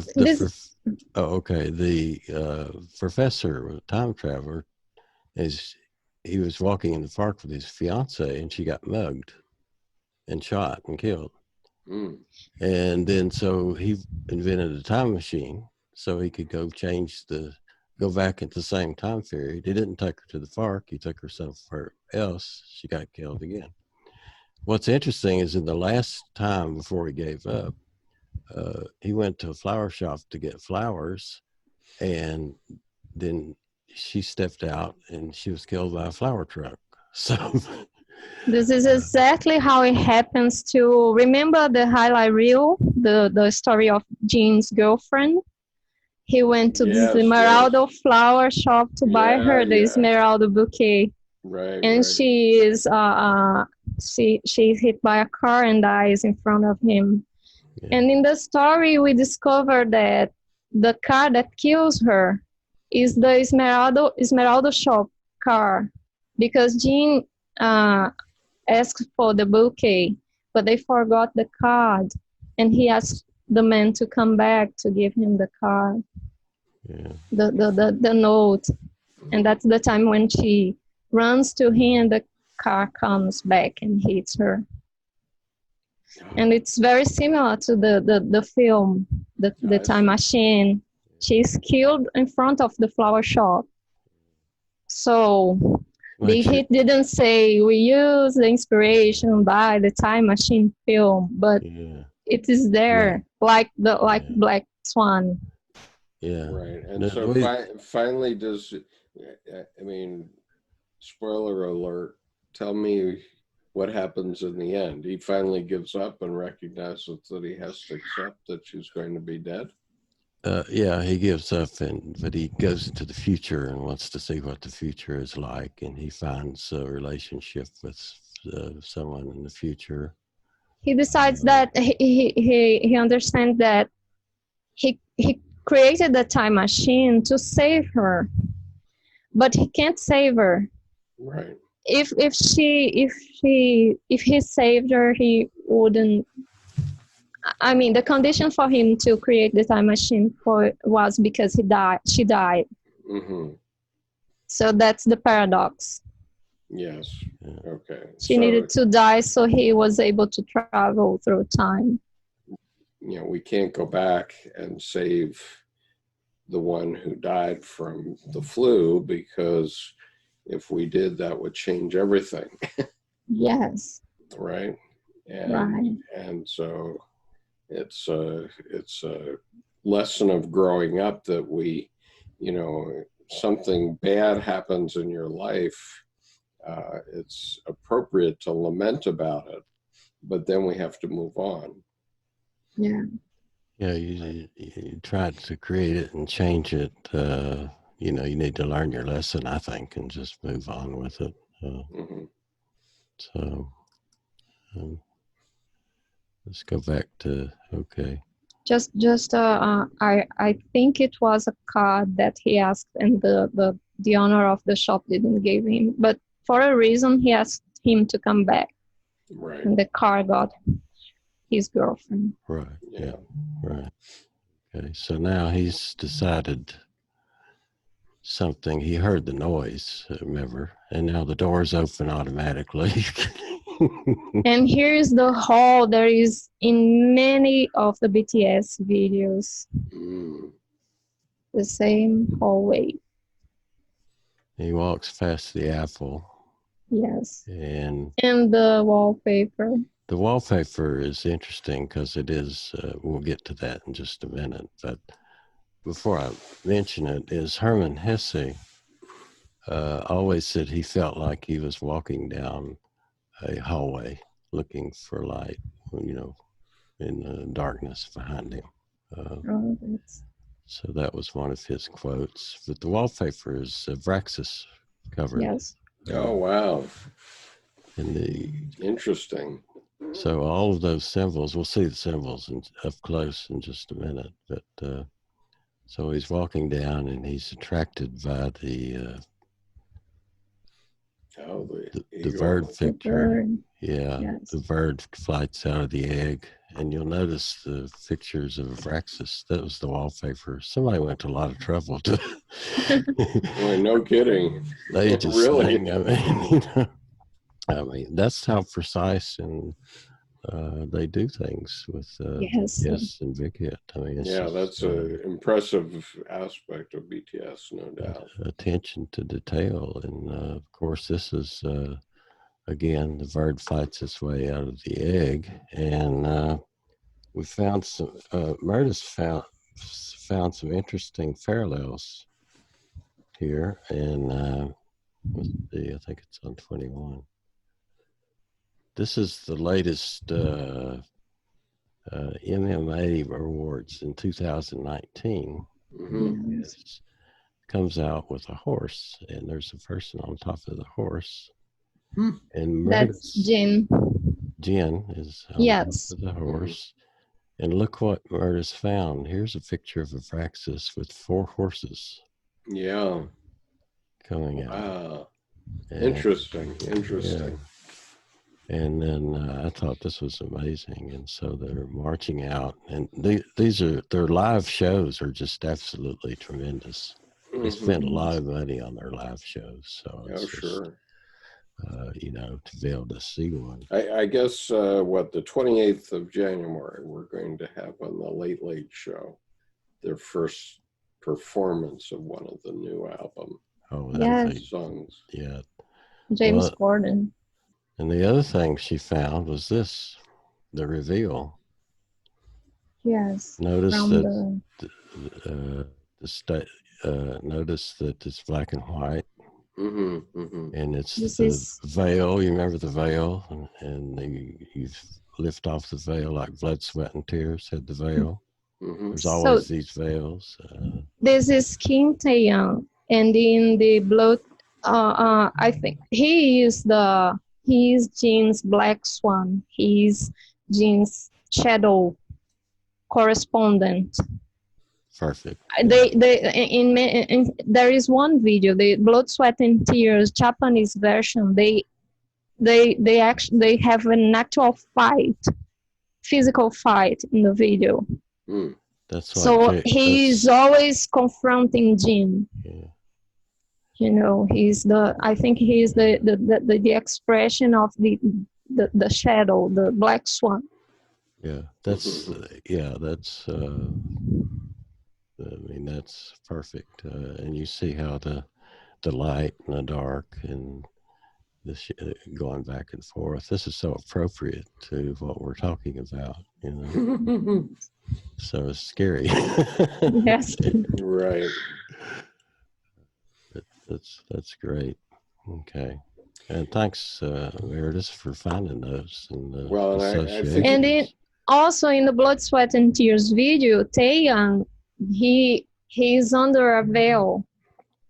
I don't know. I don't know if you remember that there is a transparent veil over him. There is a beautiful image of him under.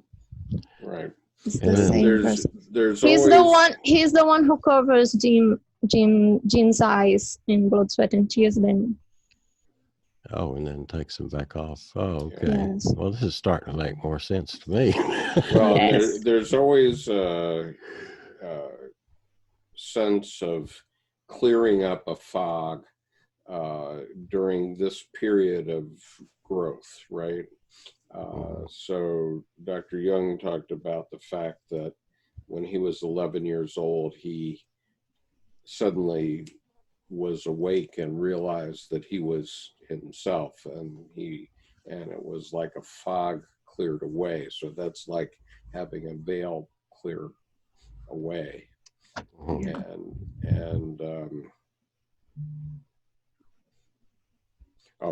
The other thing I wanted to mention was the black swan. One of the things that we need to understand is that the black swan is often a surprise. For example, when the economic crash of 2008 occurred, then somebody wrote a book called The Black Swan, which was about how this unexpected statistical event occurred, which caused the crash. But really, I said to my business teachers, why didn't you teach us about the black swan? And they didn't know about it, okay, until, so then later on they said, oh, well, that was a black swan. Well, yeah, they know about it after this guy wrote the book, this Black Swan, but they never mentioned it when I was in business school, right?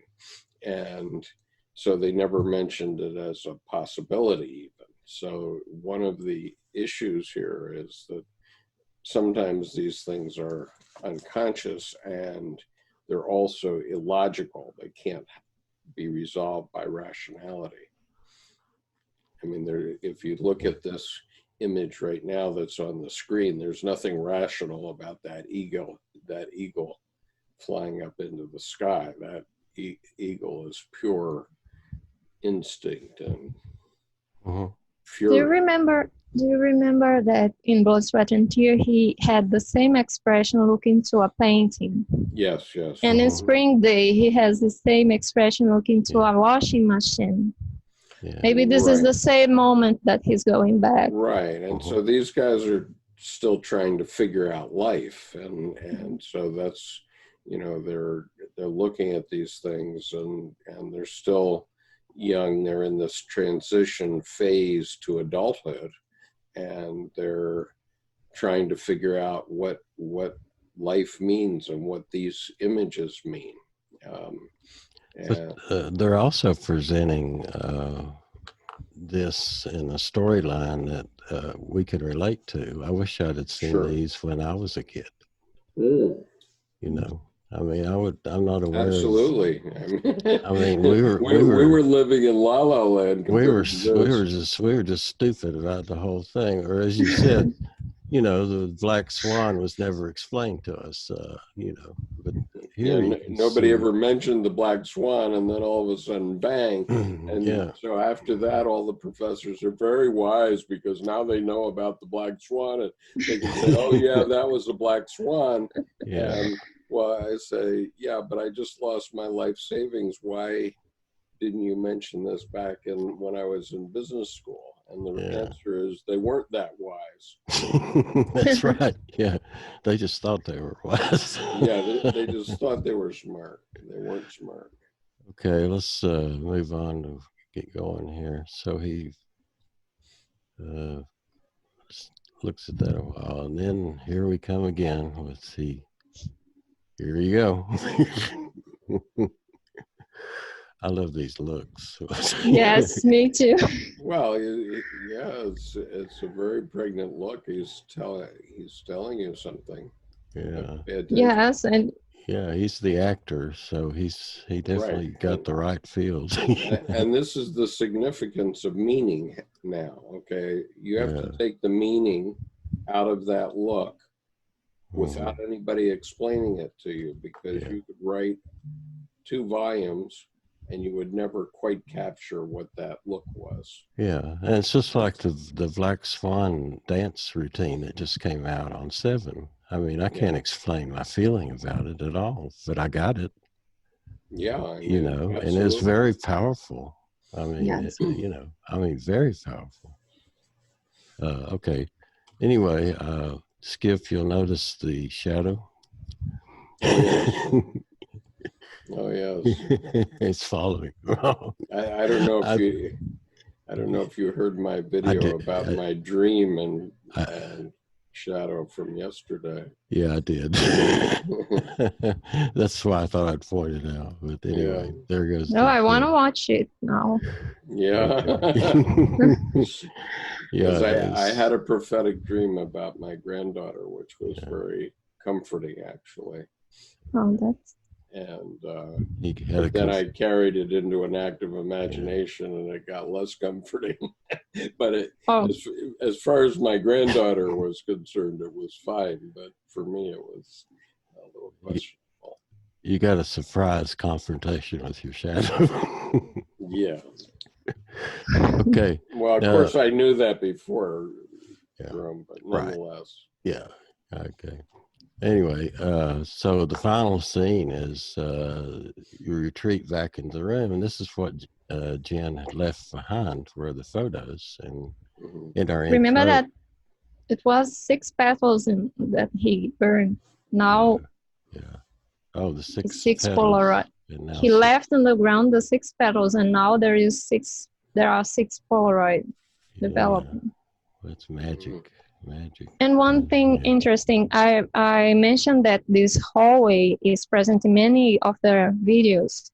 So in Boy with Love, there is a scene when Jin sings, "You Can Be My Teacher," remember? And they think about the place that he was now before he went away. There is like the perspective is of in Boy with Love. The perspective is like he is there in the hallway, and behind him the 6 boys are dancing. The 6 other members are dancing. So it's like the same scene. He is there in the background is the Polaroids, the petals, and in Boy with Love he is there in the. I don't know how to say but I think in the foreground is his face, and behind him is the 6 other members dancing. Okay, so just to mention that this made me think about this scene of Awake. And Mirtes says, do these 6 photographs, the 6 Polaroids, can you link them to each of the other singers? Will. Pardon? We will. Yeah. Oh, we will. Okay. The first one that's starting developing is if you remember the picture frame that we showed with the writing on it. And the mirror. Right. Yes. That's exactly what that is. And that is from RM's short film I see. All right. Called Reflection. So that's, in other words, these are really clever the way they pick these out. So there's a whole theme that was designed ahead of time here. Yes. Well, they had to if they were developing these in real time. Holy cow. I don't know how they did that, but anyway. Anyway, here's the second picture that's developing. And that's Mother and child. The Mama was the short film from J-Hope's number 6 short film. And then guess what? The apple's back. Oh, yeah. Yes, that's related to Jimin. Why? Right. That's the number 2 was lie in Jimin. And piano, I get piano all the time. That's Sugar piano. Mm-hmm. He was from number 4, First Love. So Sugar. Yes. And then of course here we just saw the but the this eagle. was but this, if you watch short film number 1 with Jungkook, this is his painting. Yes. See that? He And- receives I think a letter. When he opens, there is this bird, the drawing of the bird. Yeah. Mm-hmm. That's Demian receives the letter of that Sinclair had sent in Demian. Yes. So, And when Sinclair goes to Damien's house, he sees the like Jin was there. He sees the bird he drew in the wall, on the wall, I think. yeah, he enters into Demian's mother's house, Eva, Yes. Mm-hmm. and sees the painting that he had sent to Demian. So yeah, and so here's the scratches again. So Related to Taeyang. right, so that's Taehang or V's number 3 stigma. You know, which Mm. I get the stigma part with the scratches. You know, Yeah. the title does that, and so just to summarize that. Let's see. Very powerful. Yeah. Right. So here's the summary of the photos. So you can see what we're talking I see. about. So you put those summaries in there, right? Right. Yes. Yeah. I just went through and did this. And I see. so one of the puzzles of this was to figure out what these photos and how they related to the video itself. Hmm. And so Where this they're really amazing with the symbolism that they're using. yeah, certainly. I mean, it's just absolutely, and they keep continuing this, and they're getting better and better. And Yes. it's really, Mhm. it's called Music and Artists for Healing. It's the firm, Mhm. Yes. and that's what they're doing, and they're combining all of it together in just absolutely stunning form. I think this Fantastic. is amazing that they could just make nice music and get rich, but they decided that they would use their amazing ability to connect to people around the world to make a good impact, to try to pass something, to provoke us to, I don't know, look at ourselves and Well, yeah, because when you're doing this research, if you're an army and you're doing this research to understand what they mean, you're necessarily looking into your own soul. yes, and As you I've do learned that. so much with them Mm-hmm. because of all this. Truly. And with you. And I got to know you because of them. That's great. Right. Yeah. I mean, when we look at that and we look at Mirtes in our advanced breeding group, and oh my goodness, the things we open up in that group are just monumental, and I think maybe your mind almost explodes, doesn't it, Mirtes? I'm very grateful. It's been an amazing experience. I'm very thankful. Yeah, me too. Because I like to see what we're doing through your eyes too, right? I want to see what you're seeing. Yeah, and she sees things that I don't see at all, and points them out, and I go, "Oh yeah," you know.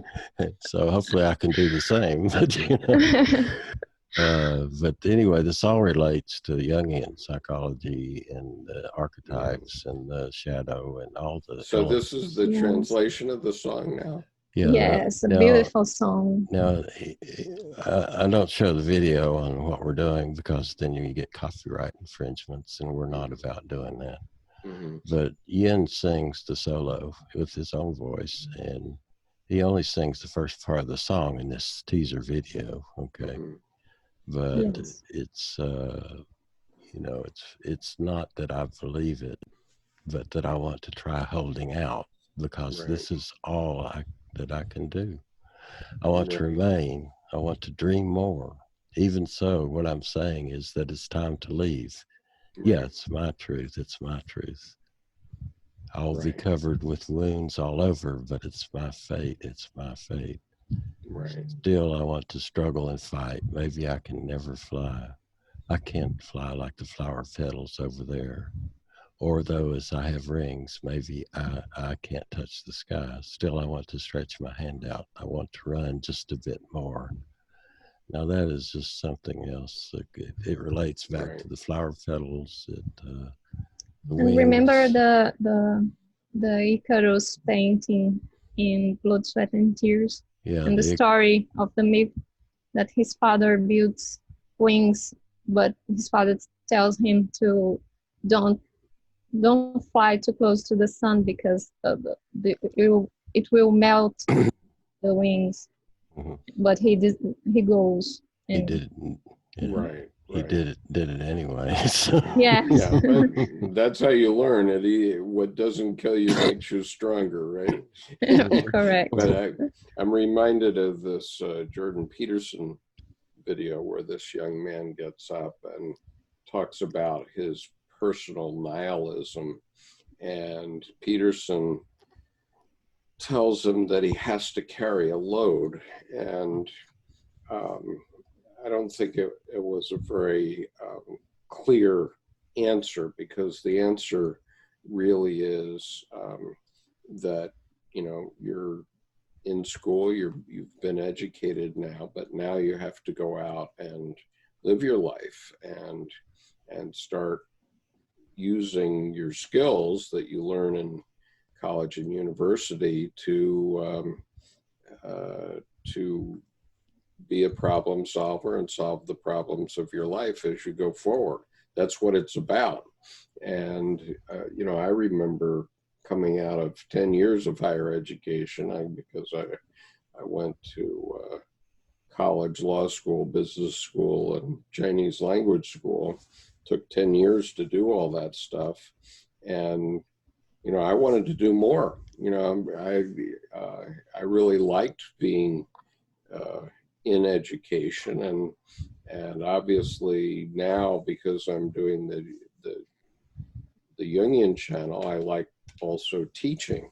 But in order to be able to teach properly, you have to have experience. You have to be able to point back at things and say, and this is how it worked out in my life.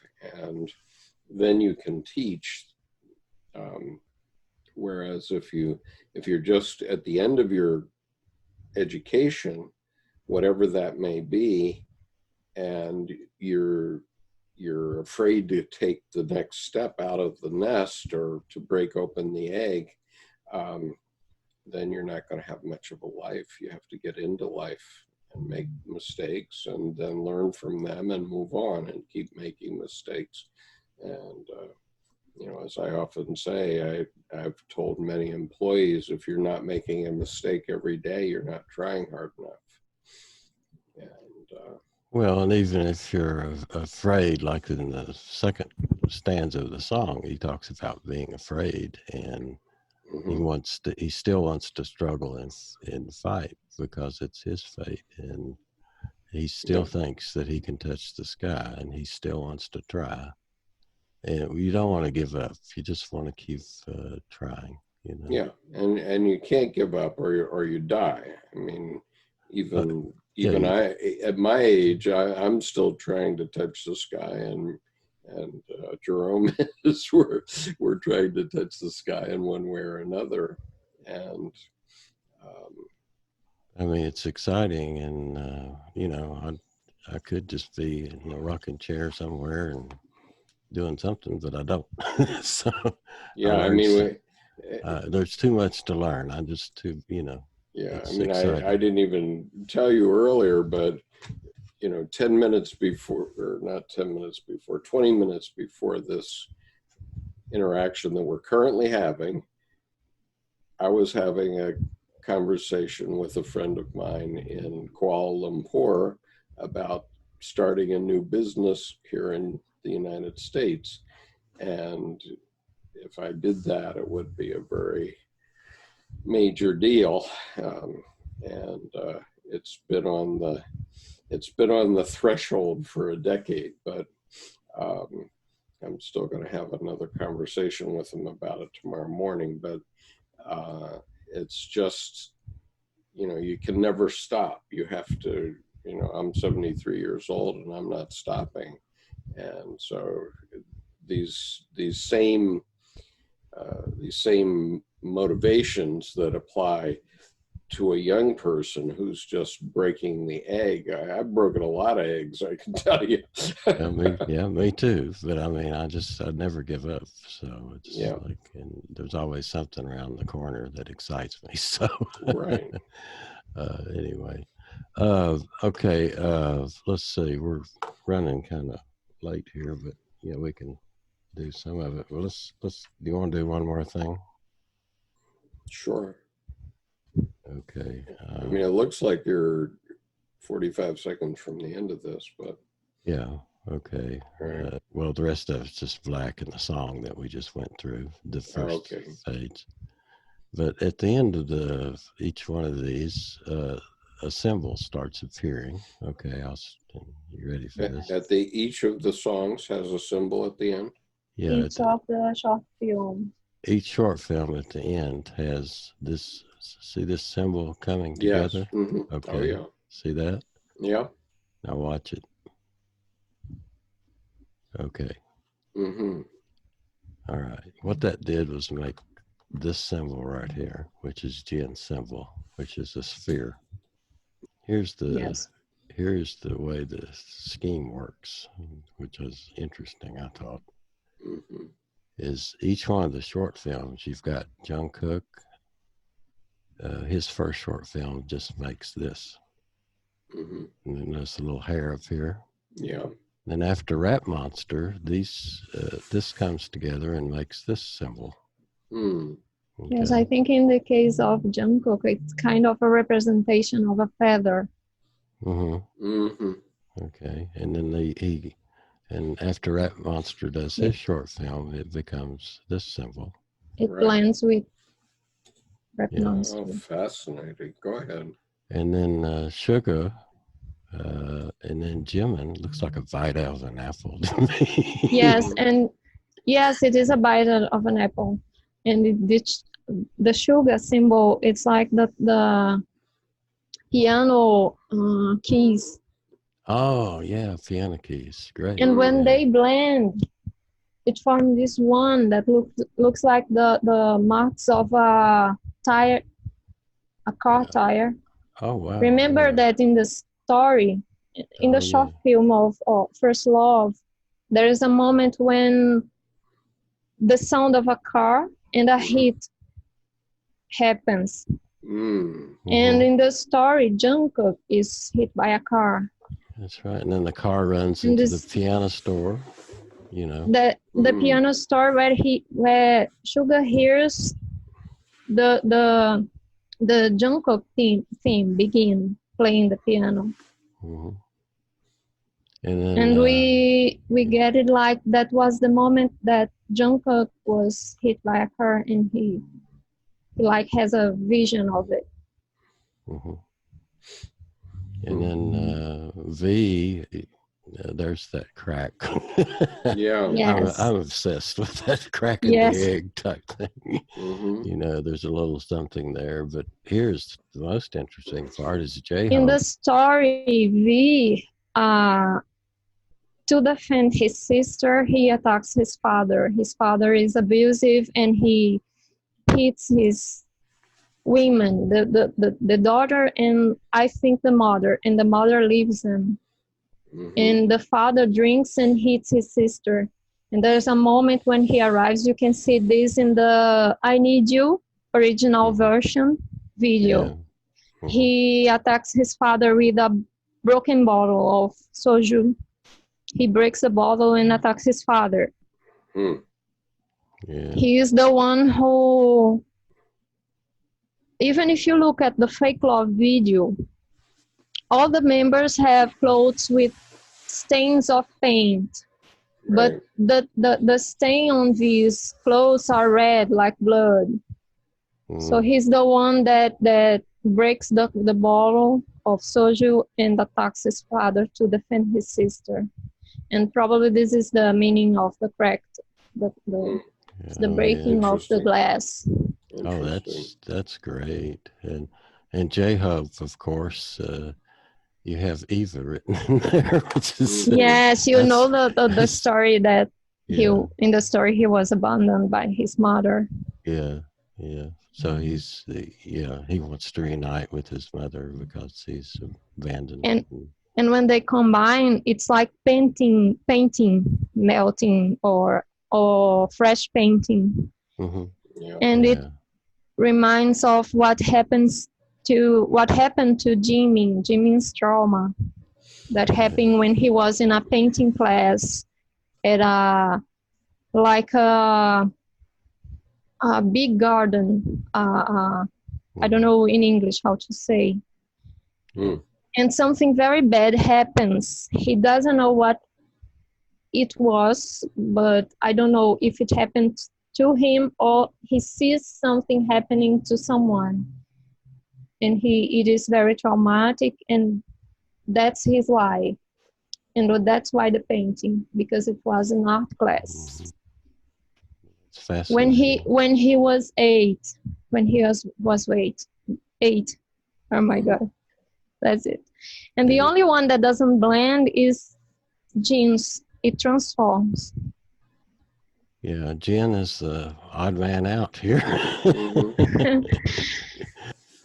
But you see that in the end of our way, the spheres they divide to 4, then they clash into one. Yeah. So those become 4, which is a quaternity. Yes. And then they overlap. Terrific. I mean, this is all mandala work. Yeah. Isn't that something, the way they come together? And this is just absolutely incredible. Right. It's all mandalas, and it's all quaternity, and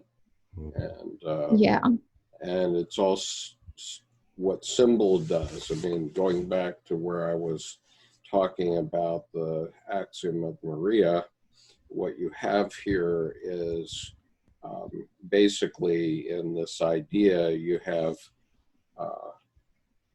something and something else, and they become a third thing.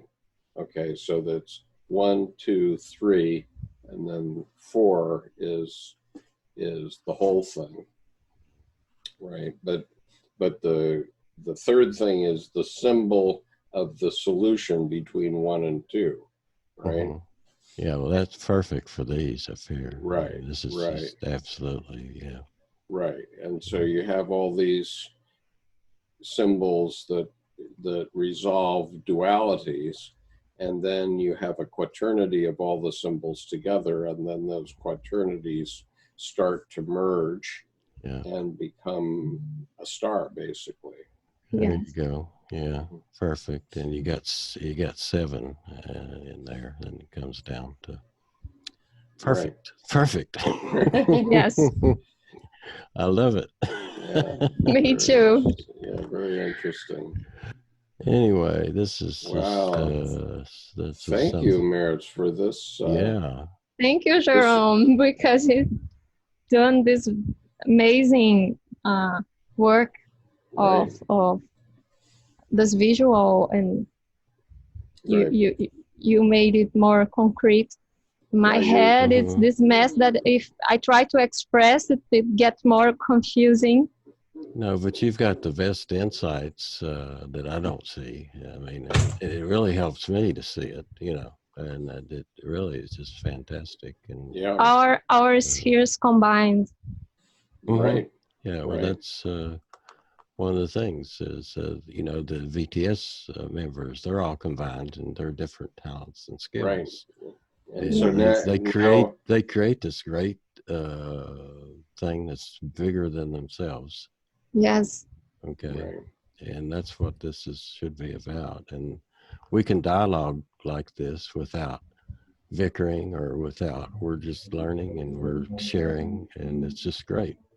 Right, Yes. and this video itself is a demonstration of the process of how development takes place, because you have um, Jerome, who can do the very logical imagery work, and Mirtes, who has the intuition to see the symbolism, and so they make their two. They connect up with me to make a third thing, which is the video, which is a symbol of that work together, and our earlier work together, which was also a duality and similar work in similar way. And then we have something new, which we don't know what will be.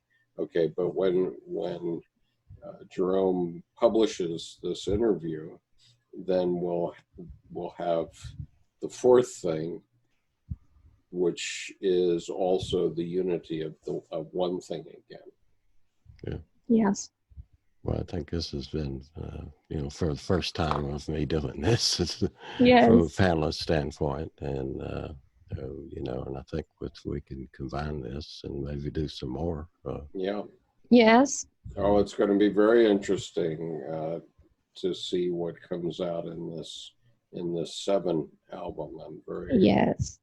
very, very interested in that. The first 2 videos are just it's so clear of the shadow behind Yes. them, and the tug of war between shadow and If you watch their previous videos, you'll see that the people dressed in black are very frequent. They are always there. And we didn't know what that meant. Now we know that it was the shadow. It was the shadow trying to pull them The back. Yes. They in the video of Not Today, they are running away from the shadow. And Not Today begins in a way very similar to Black Swan. Yeah. In Not Today, Aram begins walking in I think it's a parking in an abandoned building. Yeah. And then there comes the figures in black. And at the time, we didn't know that they were talking about the shadows. The shadows.